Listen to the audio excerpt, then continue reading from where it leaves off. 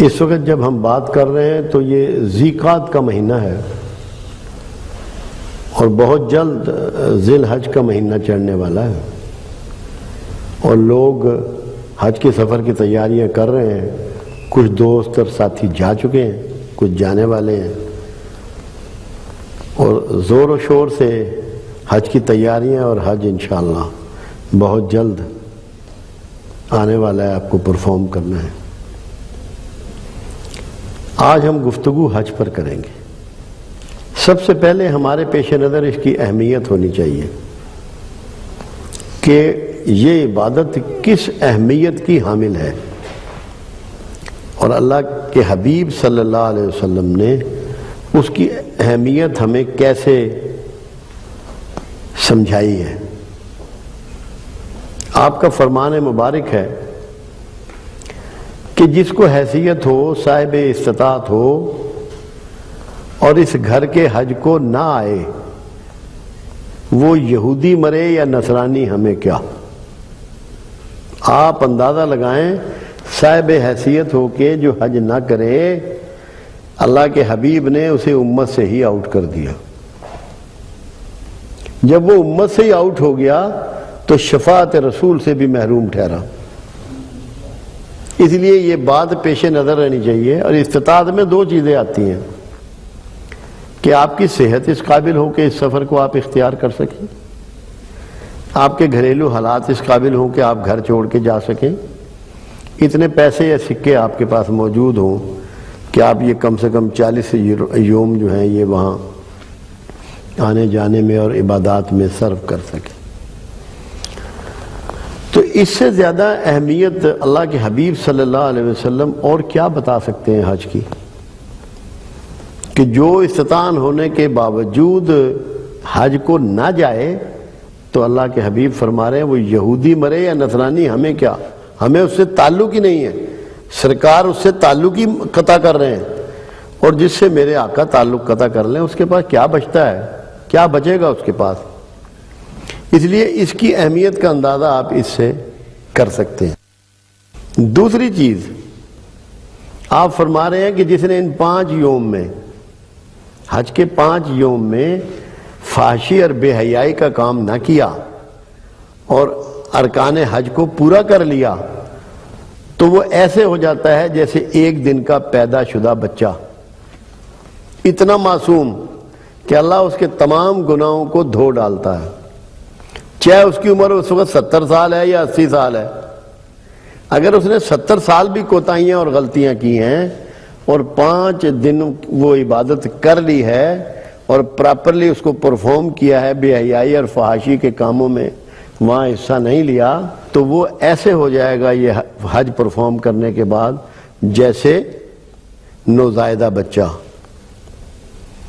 کتنی بڑی نوید ہے زندگی میں، کیا اس سے بڑی نوید انسان کو مل سکتی ہے کہ حج کرنے کے بعد تمام گناہوں کو اللہ دھو ڈالتا ہے۔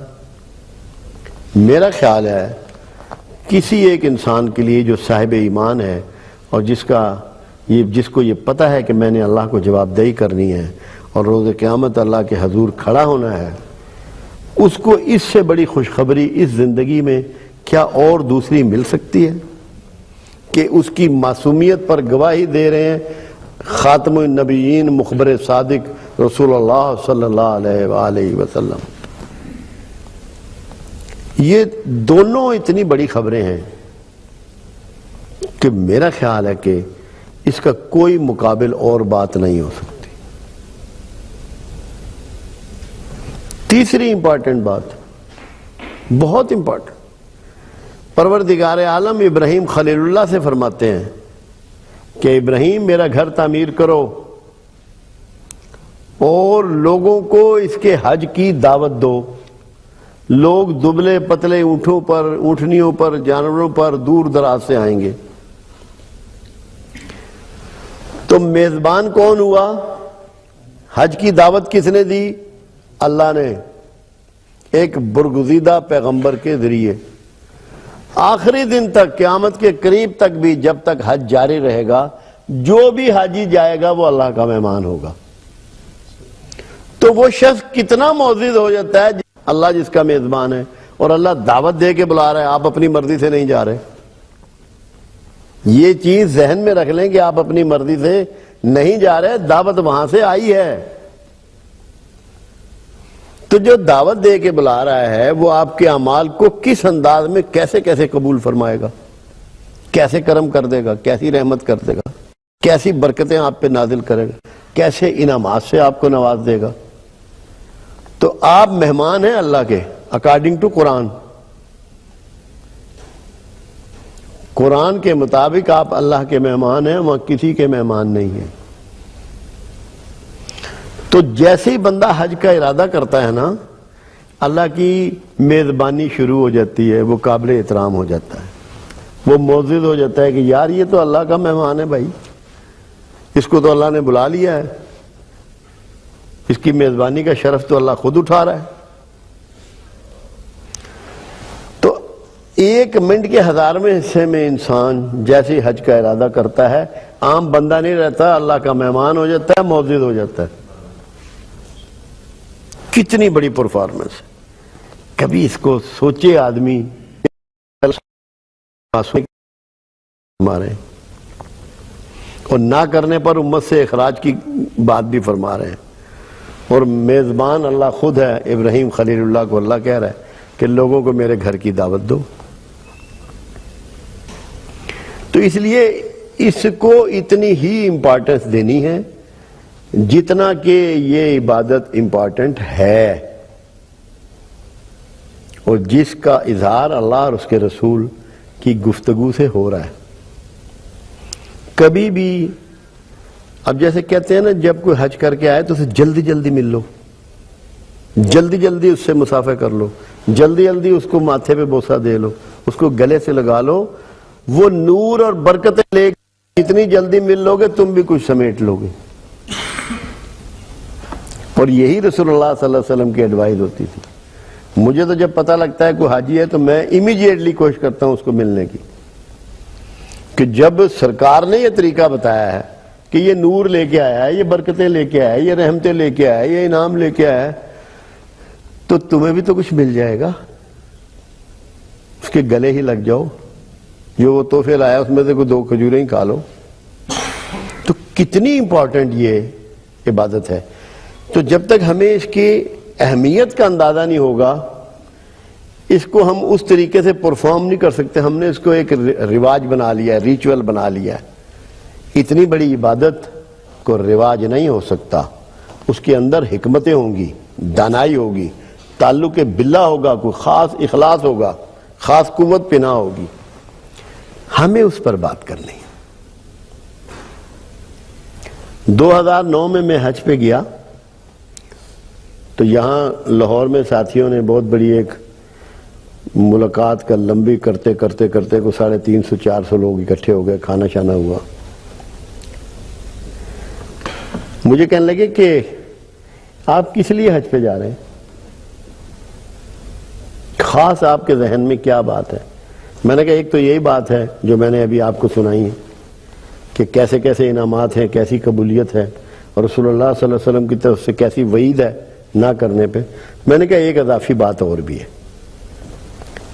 میں بینک میں ملازم رہا ہوں، جرم کا رہنے والا ہوں، رشتہ داریاں ہیں، دوستی ہے، تعلق ہے، لوگوں کے ساتھ مرنا جینا ہے۔ تو میں دیہاتوں میں گیا، شہروں میں گیا، محلوں میں گیا، جن جن لوگوں کے ساتھ میں نے نوکری کی، جن کے ساتھ میں نے سفر کیا، جن کے محلے میں رہا، جو میرے بچپن کے کلاس فیلو، میں نے جتنے لوگ حیات تھے ان سب سے معافی مانگی جا کر۔